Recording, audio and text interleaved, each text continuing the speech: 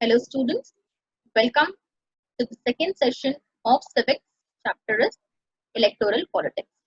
तो स्टूडेंट्स हमने last session में पढ़ा था कि जो कंडीशंस है कोई भी इलेक्शंस को डेमोक्रेटिक आप कब बता सकते हो. There are 5 conditions for it. तो स्टूडेंट्स आज हम मूव करते हैं नेक्स्ट स्लाइड पे. So is it good to have political competition? Students आपने देखा रहेगा कि गवर्नमेंट फॉर्म करने के लिए बहुत सारी पॉलिटिकल पार्टीज क्या करती है, आपस में compete करती है. क्लियर? आज बीजेपी, कांग्रेस, शिवसेना, आम आदमी पार्टी एक्सेट्रा जितनी भी हमारे यहाँ पर पार्टीज है वो गवर्नमेंट फॉर्म करने के लिए कंपटीशन में एंटर करती है, एक दूसरे के साथ फाइट करती है. करेक्ट? तो क्या ये फाइट, ये कंपटीशन अच्छा है कि बुरा है?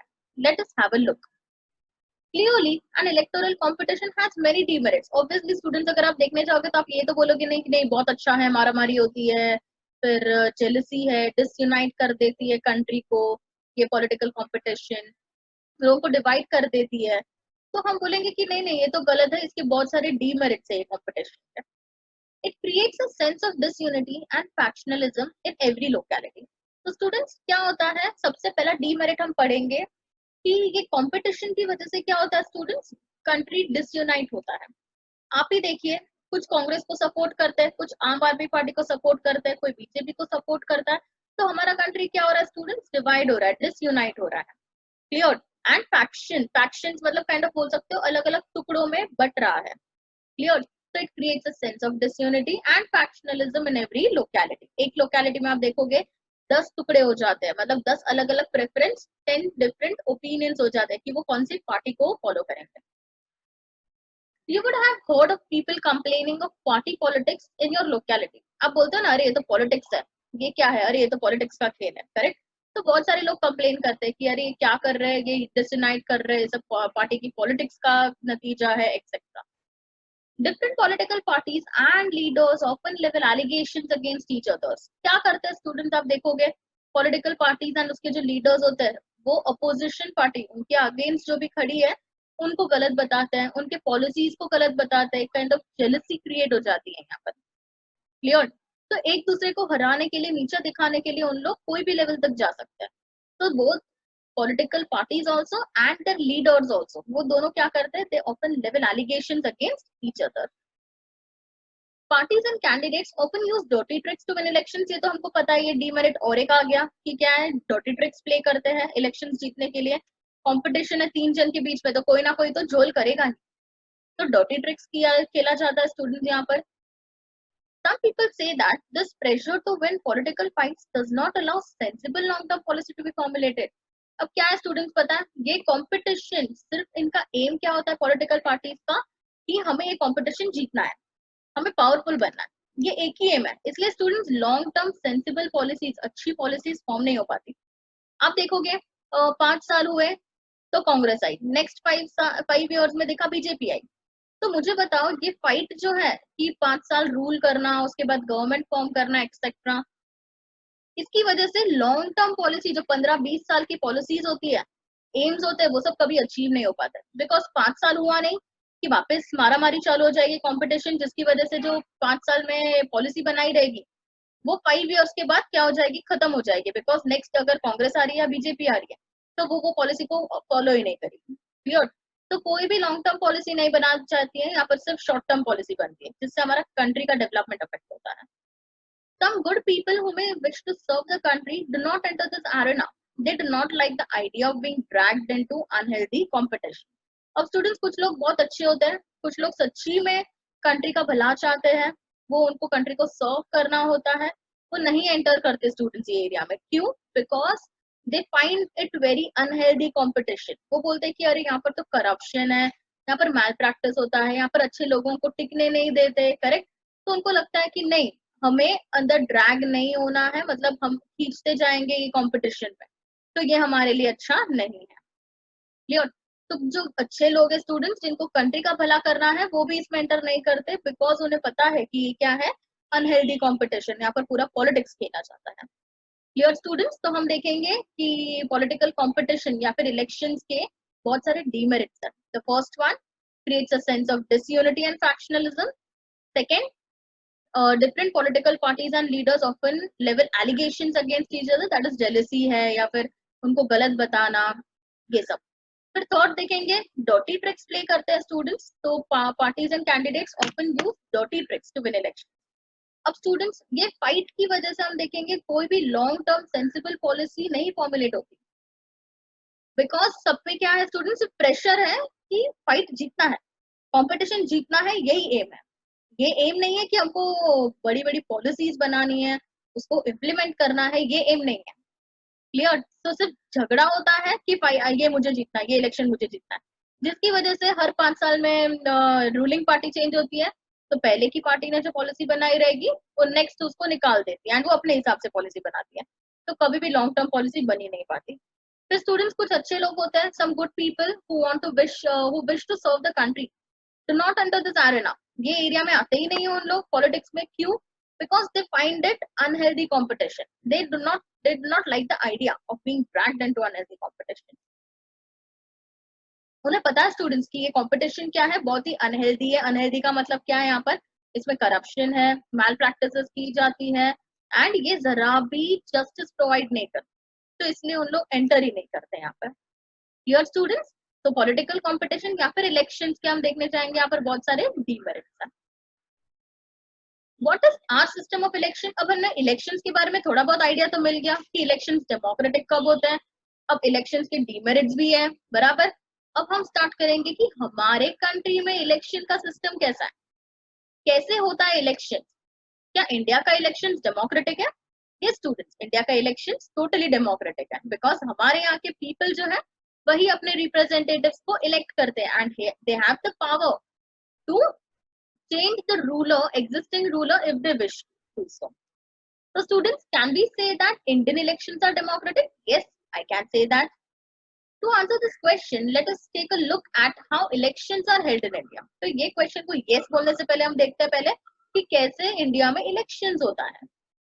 Lok Sabha and Vidhan Sabha assembly elections are held regularly after every 5 years. आप देखोगे लोकसभा विधान सभा जो है यहाँ पर इलेक्शंस होता है ना स्टूडेंट्स, हर 5 साल में होता है, ये तो हमें पता ही है.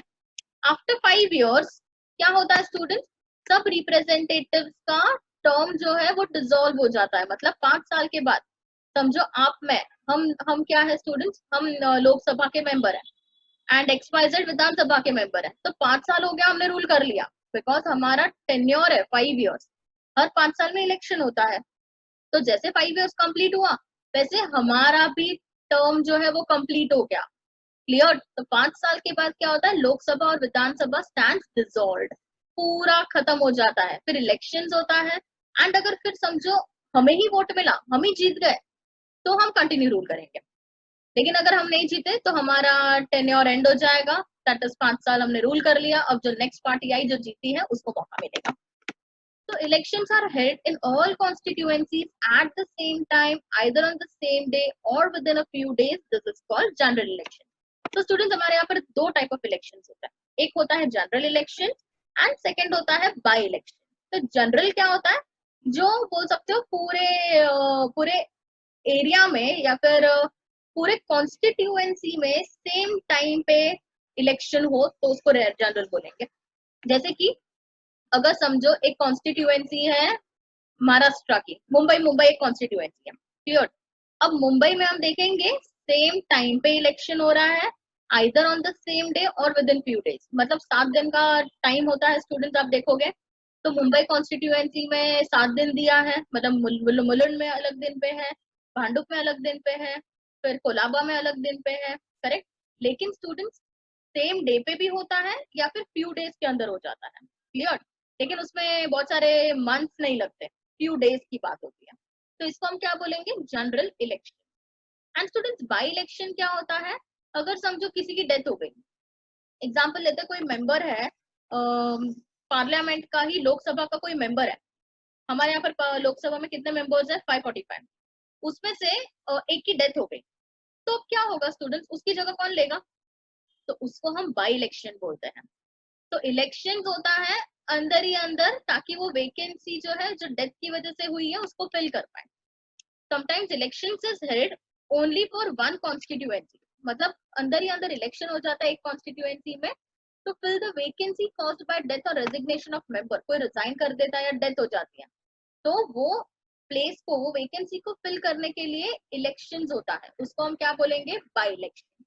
Clear students? तो जनरल इलेक्शन क्या होता है, elections that are held in all constituency, and इसमें सिर्फ वन है, देखिए डिफरेंस देखिए, जनरल में all constituency and by election में सिर्फ एक ही कॉन्स्टिट्यूएंसी, बिकॉज सबकी जरूरत नहीं है। तो elections held in all constituency same time पे होता है स्टूडेंट्स, या तो सेम डे पे भी होता है या तो विद इन फ्यू डेज, उसको हम जनरल इलेक्शंस बोलेंगे। And the elections that is held for only one constituency to fill the vacancy caused by death or resignation is known as by election।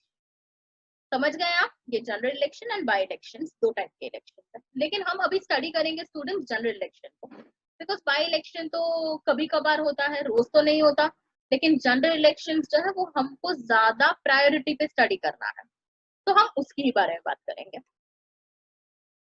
Now what is electoral constituency? अब यहाँ पर आपने पढ़ा ये क्या है ma'am, constituency का मतलब क्या होता है? तो स्टूडेंट्स आपको मैं बता दूं कॉन्स्टिट्यूएंसी क्या होता है। For the purpose of election the country is divided into different areas. अब इलेक्शन स्टूडेंट कंडक्ट करना है तो ये कितनी बड़ी रिस्पॉन्सिबिलिटी है। तो क्या पूरा इंडिया एक साथ इलेक्शन कर पाएगा एक ही दिन पे, एक ही टाइम पे? नहीं है पॉसिबल। इलेक्शन कमिश्नर पागल हो जाएगा, वो बोलेगा कहाँ कहाँ ध्यान दूं मैं। तो क्या किया जाता है स्टूडेंट्स, इलेक्शंस के लिए, और सब लोग कहाँ जाएंगे, एक ही जगह पे वोट करने जाएंगे? पूरा इंडिया दिल्ली जाएगा वोट करने? नहीं ना। तो फिर इसलिए क्या किया है, इलेक्शन पर्पस के लिए हमने हमारे कंट्री को डिवाइड किया है।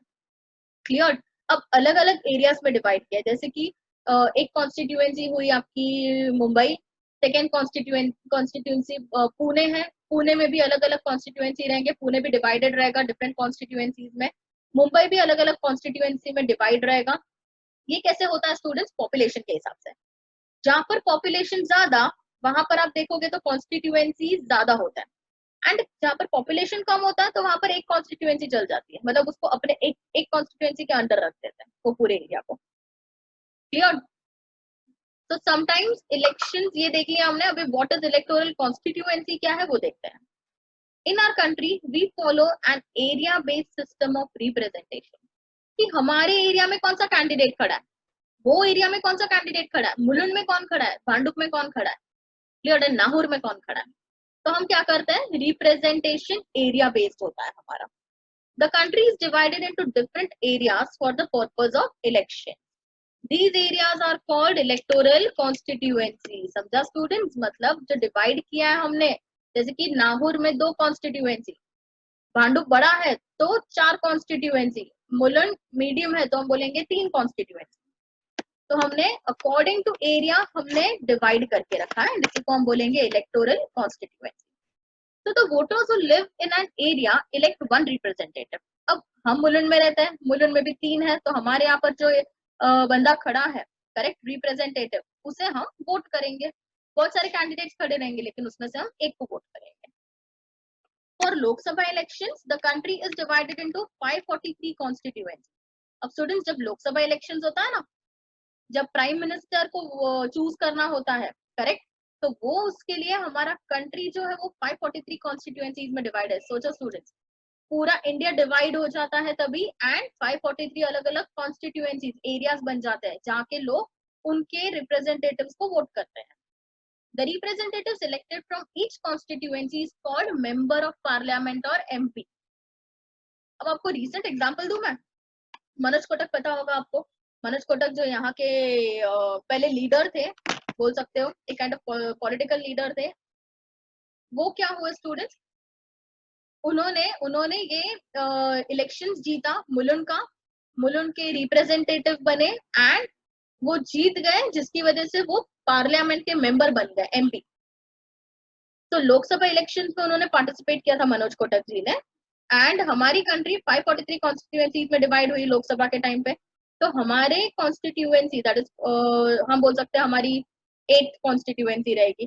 तो 8th में कौन खड़ा था, मनोज कोटक। क्लियर? अब हमने सबने उनको वोट किया, हमने रिप्रेजेंटेटिव बनाया, अब हमारी कॉन्स्टिट्यूएंसी रिप्रेजेंटेटिव कौन गया, मनोज कोटक। क्लियर? तो इसलिए जो लोकसभा में जाता है उसको हम क्या बोलेंगे, मेंबर ऑफ पार्लियामेंट। बिकॉज ये लोकसभा इलेक्शन है इसलिए उसको क्या बोला जाता है, मेंबर ऑफ पार्लियामेंट। अगर समझो वो राज्यसभा इलेक्शन होता तो क्या होता स्टूडेंट्स, राज्य का इलेक्शन है मतलब स्टेट इलेक्शन। क्लियर? तो क्या होता, member of legislative assembly, that is MLA। Clear students? So one of the features of democratic election is that every vote should have equal value। आपको पता ही है सबसे important feature क्या है democratic election का, कि हर एक पर्सन के पास एक वैल्यू, एक वोट है एंड उसके वोट का एक वैल्यू है। So that is why our constitution requires that each should have roughly equal population living within it। हर एक कॉन्स्टिट्यूएंसी में क्या होना चाहिए स्टूडेंट्स, पॉपुलेशन सेम होना चाहिए। मतलब ऐसा नहीं होना चाहिए कि कुछ कॉन्स्टिट्यूएंसी है वहां पर बहुत ज्यादा पॉपुलेशन, कुछ कॉन्स्टिट्यूएंसी वहां पर पॉपुलेशन ही नहीं, ऐसा नहीं होना चाहिए। क्लियर? इसलिए हमने कॉन्स्टिट्यूएंसी को ऐसे डिवाइड किया कि उसमें सब इक्वल पॉपुलेशन हो। अगर कॉन्स्टिट्यूएंसी 1 करेक्ट, वहां पर 50 लोग हैं, तो कॉन्स्टिट्यूएंसी 2 में भी क्या होना चाहिए, 50 अप्रोक्स होने चाहिए। तो ऐसे ही हमने डिविजन किया उनका, दैट इज फेयरली प्रोपोर्शनेट। तो स्टूडेंट्स यहाँ पर इंपॉर्टेंट क्या है, लोकसभा इलेक्शंस के लिए हम देखेंगे हमारा कंट्री कितने में डिवाइड हुआ है, 543 कॉन्स्टिट्यूएंसीज। अब ये 543 में से हर एक कॉन्स्टिट्यूएंसी में जो रिप्रेजेंटेटिव इलेक्ट होगा, जैसे कि एग्जांपल मनोज कोटक हुआ यहाँ से, तो वो कहा जाएगा सीधा students Lok Sabha, because it is Lok Sabha election. Clear? अब लोकसभा इलेक्शंस में गया मतलब वहां पर मेंबर ऑफ पार्लियामेंट बन जाता है। अब सेम एग्जांपल मैं आपको दूं राज्यसभा इलेक्शंस, तो फॉर राज्यसभा इलेक्शंस कंट्री जो है, country is divided into 250 constituencies. Clear? Because हमारे राज्यसभा में सीट्स कितनी है, 251, तो 251 कॉन्स्टिट्यूएंसीज में डिवाइड हो जाता है। हर एक एरिया से जो रिप्रेजेंटेटिव्स इलेक्ट किया जाएगा वो कहा जाएगा, राज्यसभा में जाएगा। क्लियर? एंड उसका नाम क्या रहेगा, MLA, member of legislative assembly. Clear students? तो ये दोनों के बीच का डिफरेंस है। अब नेक्स्ट देखते हैं, ये एक इमेज है, इसे हम बाद में स्टडी कर लेंगे। वो इमेज में स्टूडेंट्स प्रोमिसेस किए हैं, जो लीडर्स है वो जब जीत जाते हैं तो वो कुछ प्रोमिसेस करते हैं लोगों से कि हम ये करेंगे, हम वो करेंगे, लेकिन वो प्रोमिसेस स्टूडेंट कभी फुलफिल नहीं हो पाती। क्लियर? तो हमेशा वोटर्स जो है वो किंग होते हुए भी उनकी डिमांड्स फुलफिल नहीं होती कभी कभार। अब जैसे मैंने आपको MPs बोला था, वैसे यहाँ पर MLAs का भी दिया, जो मैंने आपको एक्सप्लेन ऑलरेडी कर लिया है, एक बार देखते हैं। Similarly, each state is divided into specific number of assembly constituency। अब मैंने आपको बोला पूरा कंट्री डिवाइड होता है स्टूडेंट्स 543 कॉन्स्टिट्यूएंसी में, वैसे स्टेट इलेक्शन के टाइम पे स्टेट डिवाइड होता है। करेक्ट? असेंबली कॉन्स्टिट्यूएंसी में जैसे आपको मैं और एक एग्जांपल देती हूँ और एक बार मैं आपको एक्सप्लेन करती हूँ। जैसे लोकसभा इलेक्शंस के टाइम पे आपको पता होगा पार्लियामेंट के दो हिस्से हैं, Lok Sabha and Rajya Sabha. Lok Sabha is for entire country and Rajya Sabha is for state. तो जब लोकसभा इलेक्शंस होता है, when we are going to choose prime minister, तभी हमारा कंट्री डिवाइड कितने में होता है, 543 कॉन्स्टिट्यूएंसी। करेक्ट? एंड 543 कॉन्स्टिट्यूएंसी में से क्या होता है स्टूडेंट्स, जो भी रिप्रेजेंटेटिव्स को हम इलेक्ट करते हैं, उनकी कॉन्स्टिट्यूएंसी के लोग इलेक्ट करते हैं, वो मेंबर ऑफ पार्लियामेंट बनता है। वैसे ही असेंबली इलेक्शंस के टाइम पे स्टेट जो है वो कॉन्स्टिट्यूएंसी में डिवाइड हो जाता है। Clear? In this case, the elected representatives is called MLA, that is Member of Legislative Assembly. Each parliamentary constituency has within it several assembly constituencies. अब हर एक constituency में क्या होता है, मैंने आपको बोला था अंदर ही अंदर और भी constituencies होते हैं। The same principle applies for panchayat and municipal elections। अब students यहाँ तक हमने देखा MLA की बात, अब हम पंचायत एंड म्यूनिसिपल इलेक्शंस देखते हैं। आपने देखा होगा पंचायत इलेक्शंस होता है, म्यूनिसिपल इलेक्शंस होता है रूरल एरियाज में, बराबर। अब वो कैसे होता है वो स्टडी करते हैं। ईच विलेज और town is divided into several wards that are like constituency. अब आप देखोगे स्टूडेंट्स, हर एक विलेज है वो कैसे डिवाइडेड होता है, सेवरल वार्ड्स में डिवाइडेड होता है। वार्ड्स का मतलब क्या होता है, आप देखोगे सेक्शन। आप आपके गांव गए रहोगे एंड वहां पर पंचायत में जाओगे ना अगर किसी चीज के लिए, तो वहां पर भी वार्ड्स होता है, A ward, T ward, B ward etcetera. तो कोई भी विलेज या टाउन को क्या किया जाता है, वार्ड्स में डिवाइड करते हैं, बिकॉज एक पूरे विलेज को गवर्न करना इजी नहीं है। करेक्ट? तो वहां पर हमेशा म्यूनिसिपालिटी या पंचायत होती है। क्लियर? एक्चुअली तो पंचायत ही होती है, म्यूनिसिपालिटी तो अर्बन एरिया में होती है। क्लियर? तो पंचायत का होता है स्टूडेंट्स रूरल एरियाज में होता है। रूरल एरियाज में क्या होता है, विलेज जो है वो एक पर्सन से गवर्न नहीं किया जाता। क्लियर? तो वहां पर क्या होता है, वहां पर सेवरल वार्ड्स होते हैं, each village is divided into several wards, sections में डिवाइड होता है, जैसे कि कॉन्स्टिट्यूएंसी डिवाइड होता है ना, वैसे ही वहां पर विलेज भी डिवाइड होता है। Each ward elects one member of the village और अर्बन लोकल बॉडी। तो स्टूडेंट्स, जैसे कि एक विलेज है, वहां पर 5 वार्ड है, बराबर। तो फर्स्ट वार्ड के जो लोग हैं, फर्स्ट एरिया के जो लोग हैं, उसमें से वो क्या करेंगे, अपने वार्ड से एक रिप्रेजेंटेटिव को खड़ा करेंगे, क्लियर। तो वैसे यहाँ पर इलेक्शंस होता है। Sometimes these constituencies are counted as seats for each constituency represents one seat in the assembly. जैसे कि एग्जांपल देते हैं, सबसे best example, when we say that लोक दल 160 seats in हरियाणा, जब हम बोलते हैं ना कि लोक दल को 60 सीट्स मिला था हरियाणा में, it means that candidates of lok dal won in 60 assembly constituencies in the state and it has 60 MLA in the state assembly। मतलब 60 सीट जीते थे उन लोग, 60 कॉन्स्टिट्यूएंसीज में जीते थे एंड उन्होंने 60 MLA है उनके, 60 सीट जीती मतलब 60 MLA बोलेंगे। अगर ये लोकसभा होता तो क्या होता स्टूडेंट, 60 MPs होता, मेंबर ऑफ पार्लियामेंट। लेकिन ये हम स्टेट इलेक्शन देख रहे हैं, इसलिए यहाँ पर 60 MLA हुए। Clear student. तो अगर कोई भी एक सीट जीतता है तो वो क्या बन जाता है, वो कोई भी एक जगह पे जीतता है, कोई भी कॉन्स्टिट्यूएंसी में जीतता है, तो वहां का सीट उसको मिल जाता है। क्लियर। जैसे कि मुलुंड में मनोज कोटक ने यहाँ पर जीत लिया, तो वो एक सीट जीत लिया उसने मेंबर ऑफ पार्लियामेंट का, दैट इज लोकसभा का। तो I think you are quite clear about this thing. ये पंचायत के बारे में बात की है। पंचायत में क्या होता है स्टूडेंट, एक बार रिवाइज करवा लूँ आपको मैं। पंचायत यूजुअली रूरल एरियाज में होते हैं। विलेज को लीड कौन करता है, पंचायत, जिसमें पंच बोलते हैं, मतलब 5 वार्ड्स या 5 मेंबर्स, 5 अलग अलग मेंबर्स होते हैं। क्लियर। तो विलेज जो है वो वार्ड्स में डिवाइडेड होता है, हर एक वार्ड से रिप्रेजेंटेटिव्स को इलेक्ट किया जाता है, जो जीतता है उसको एक सीट मिलती है। जैसे कि एग्जांपल 60 सीट्स जो है लोकदल जीती थी, इसका मतलब ये हुआ कि 60 MLA वो स्टेट में है हरियाणा।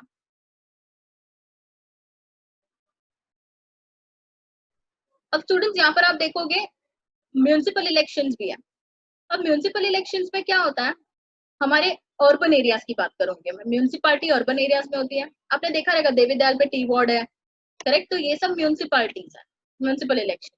इसके हेड को क्या बोलेंगे स्टूडेंट्स, मेयर। म्यूनिसिपल इलेक्शंस जो म्यूनिसिपल गवर्नमेंट है, म्यूनिसिपालिटी, उसको कौन चलाता है स्टूडेंट्स, मेयर चलाता है, उसका हेड मेयर होता है। क्लियर। तो अब नेक्स्ट देखते हैं, what do you mean by reserve constituency.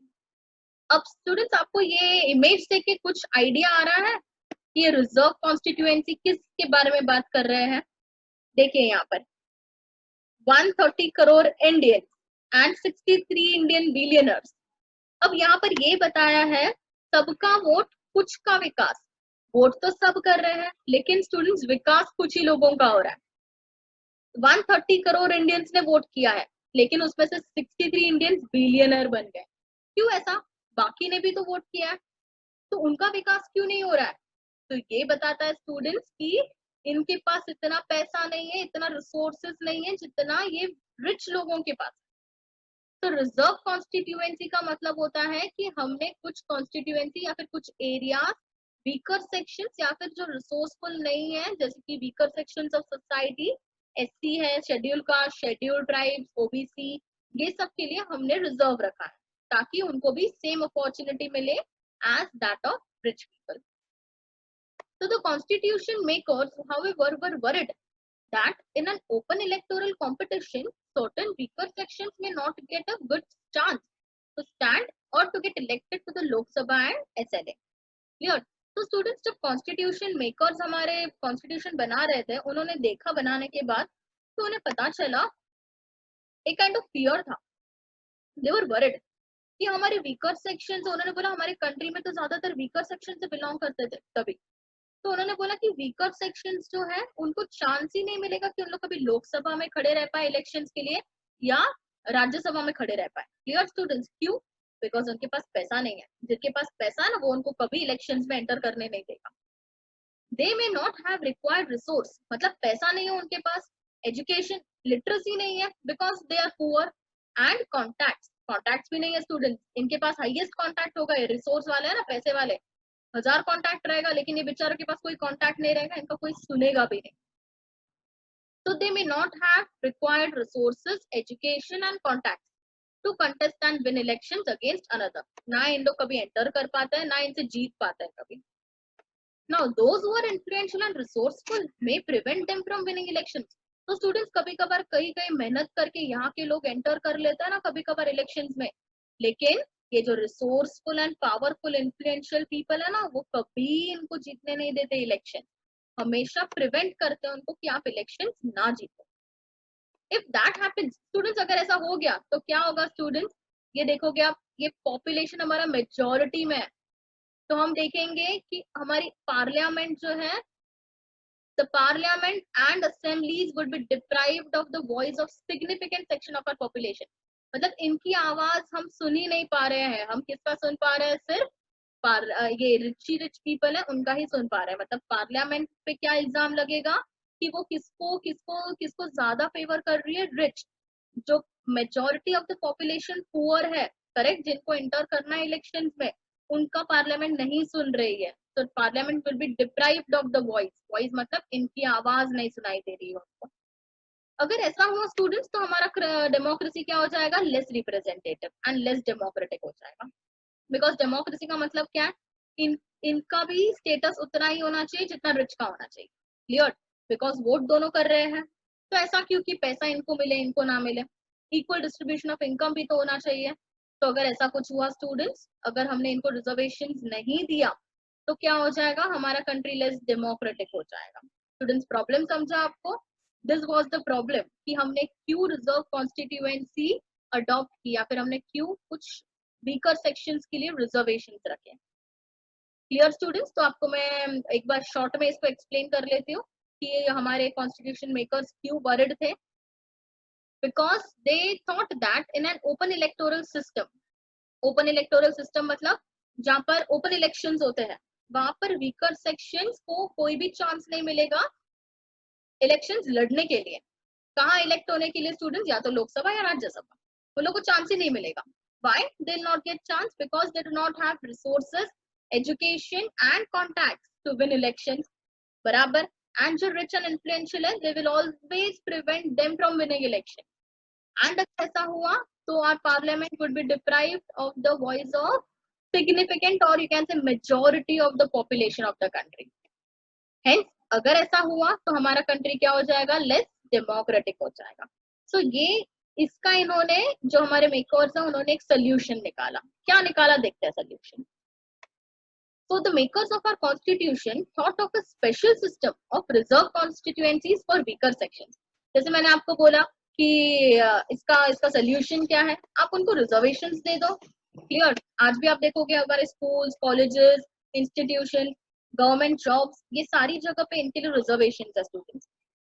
So some constituencies are reserved for people who belong to SC and ST.